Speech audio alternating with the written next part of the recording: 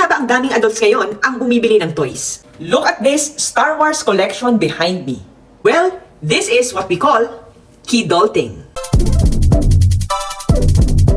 We all know that being grown up is tough. May mga bills, may mga stress sa trabaho, stress sa pamilya, stress sa araw-araw nating ginagawa.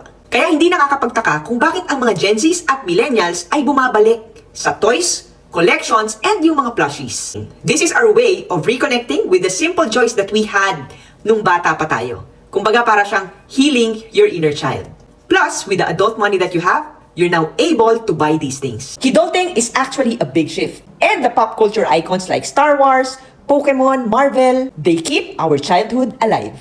And with the adult money that we have, we can finally buy what our adult selves only dreamed of. In fact, 2024 sales report showed na mas malaki na ang toy sales ng adults versus kids. In fact, adult toy sales jumped 5.5% habang ang mga laruan ng bata, pababa ang sales. So now, brands are marketing toys directly to adults. Kidults like you are keeping the toy industry alive. And you know what?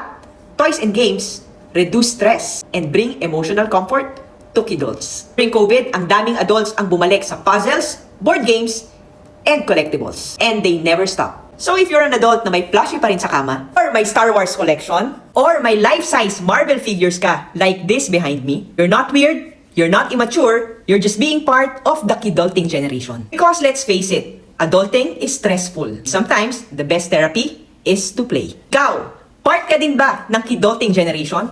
Comment mo naman sa comment section.